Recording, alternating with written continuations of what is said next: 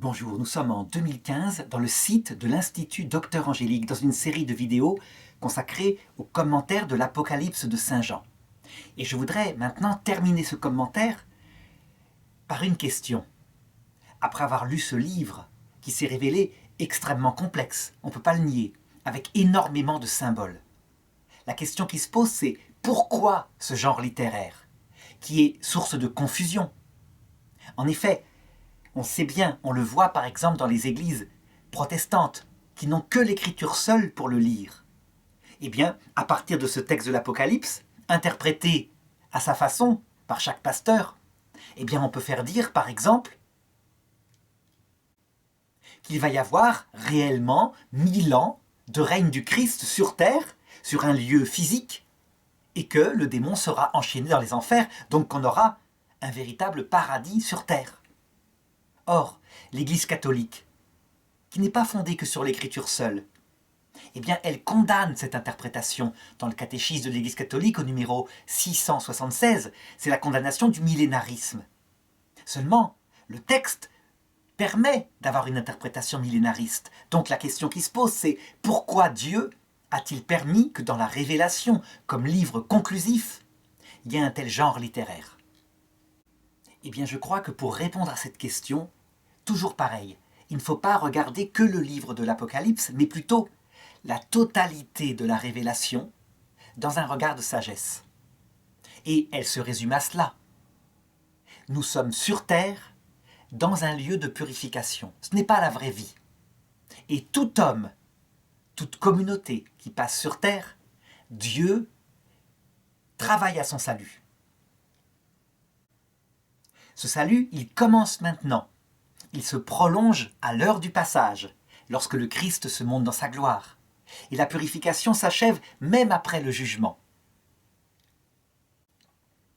En quoi consiste maintenant le but de tout cela?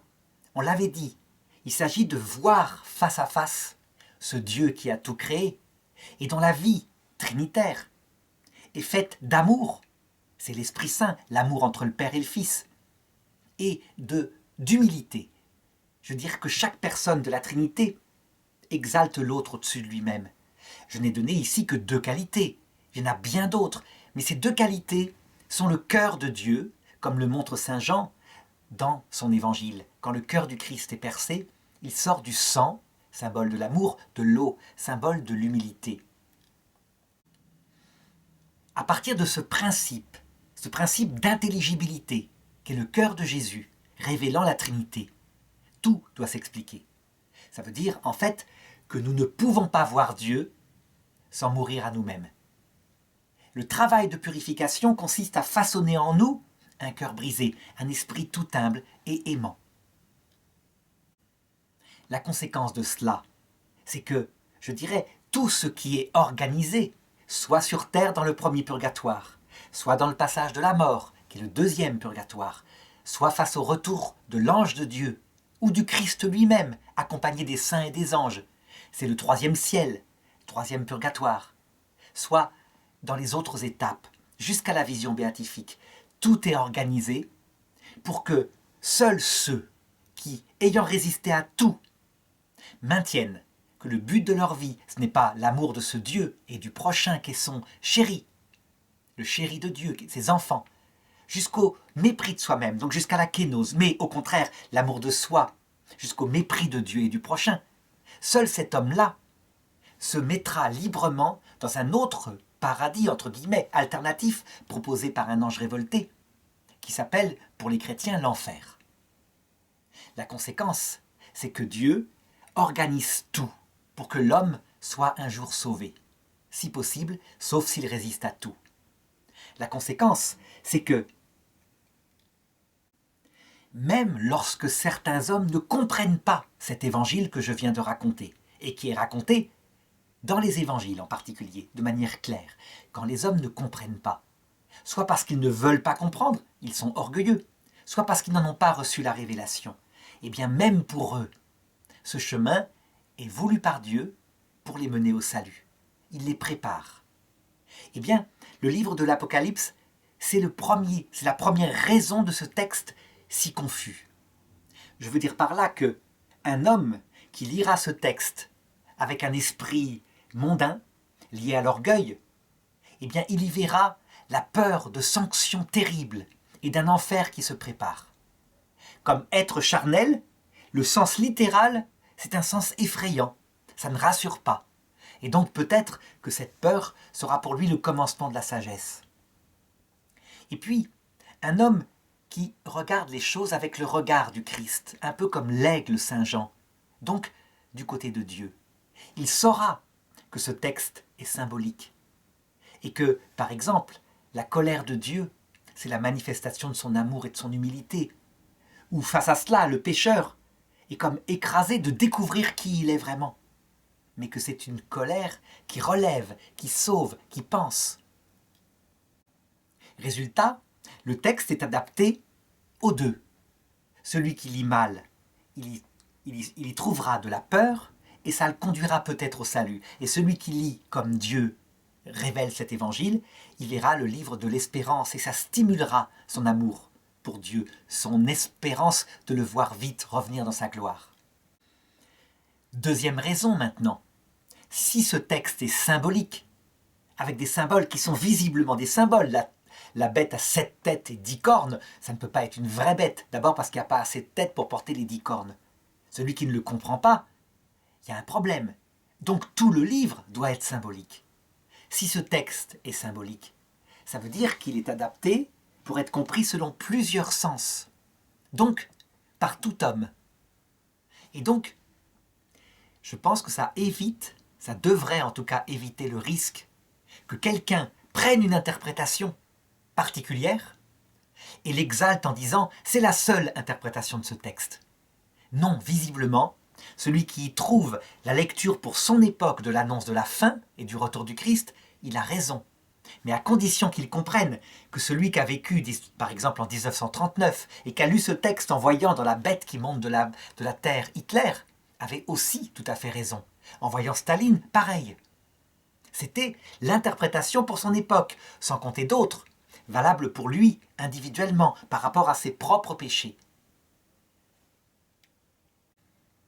Troisième raison qu'on pourrait donner à cela, eh bien je pense que ce texte permet de comprendre, bien que Saint Jean à la fin dise « Celui qui ajoutera quoi que ce soit à ce livre, qu'on lui applique toutes les malédictions de ce livre », ce texte permet de comprendre qu'on ne peut pas se fonder sur un seul texte, sur le texte seul de la Bible.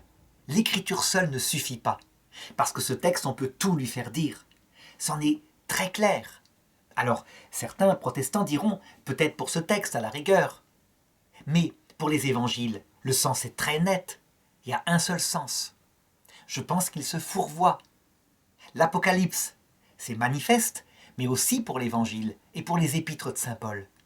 Je crois qu'on peut remarquer que Martin Luther, qui dit que le salut se fait par la foi seule, est contredit par des textes qui disent que le salut se fait par la charité et que la foi toute seule, sans la charité, ne vaut rien.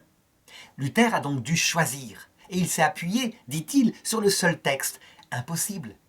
Il s'est appuyé sur son autorité et il a été posé forcément par rapport à ceux qui l'ont écouté comme le pape ayant l'interprétation authentique de l'écriture. Eh bien je crois que si l'Apocalypse est si confuse à cause de son genre littéraire, c'est bien pour comprendre qu'on ne peut pas s'appuyer sur elle seule, qu'il y a d'abord fondamentalement la tradition de l'Église, donnée par les apôtres, transmise fidèlement avec l'aide de l'Esprit Saint, jusqu'à maintenant, cachée dans l'Église. Et puis, le rôle du magistère, ce charisme donné à Pierre, qui est là pour, infailliblement, protégé par le Christ. Pierre, le pape, n'est qu'un pauvre homme, on le voit bien, c'est le Christ qui le rend comme ça, par son charisme, pour trancher ce qui est vrai ou ce qui est faux dans une interprétation. Si on a ces 3 canaux de la révélation donnés par Jésus-Christ, donc tradition, écriture, magistère, alors on peut se permettre une grande poésie dans l'interprétation de l'Apocalypse. On peut l'appliquer à Madame Bovary.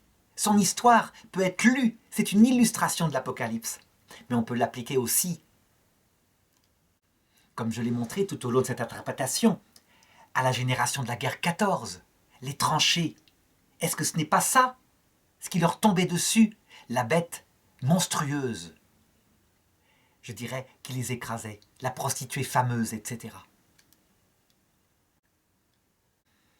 Quatrième raison, enfin, et je voudrais terminer par là, je pense que si ce texte est difficile à comprendre, c'est aussi pour nous exprimer que les révélations, les mystères qui sont sous-jacents, comme la Trinité, le Christ, l'intensité de son amour, de son humilité, la venue bientôt, à l'heure de notre mort et à la fin du monde, des saints et des anges avec le Christ qui nous aideront. Eh bien, tout cela, on ne peut pas l'exprimer en termes scientifiques précis. On ne peut que s'exalter dans des symboles, par exemple, en représentant la beauté de ce Christ, d'où il émane tant d'amour, par une couronne d'or qu'il a sur la tête. Comment dire les choses autrement que par des métaphores? Donc, ça doit donner vraiment le sens, comme dit en clair l'Écriture ailleurs, que le temps de cette vie terrestre avec ses souffrances n'est rien en comparaison des merveilles que Dieu a préparées pour ceux qui l'aiment. Mais je ferai remarquer, encore une fois, que ce que je dis là, eh bien, c'est présent ailleurs dans l'Écriture. Ça veut dire que, si on se passait du livre de l'Apocalypse, qui conclut la révélation, tout est dit en clair dans les autres livres. Voilà, on ne peut pas interpréter l'Apocalypse si ce n'est comme la répétition, dans ce style, dans ce genre littéraire, de ce qui a été révélé par Jésus-Christ dans son évangile, expliqué par saint Paul dans ses épîtres, par saint Pierre, etc. J'espère que ce commentaire, qui a été foisonnant, aura donné à chacun la méthode pour lire l'Apocalypse, cette souplesse, l'aura libéré de cette tentation de l'interpréter toujours par un seul sens, celui de son époque. Et qu'à ce moment-là, fondé sur cette méthode, chacun pourra se lancer librement dans une interprétation de l'Apocalypse, l'appliquer d'abord à sa propre vie, à son propre péché, à son propre chemin de purification, et puis contempler ce qui se passe dans le monde, et aussi pour l'humanité à la fin du monde.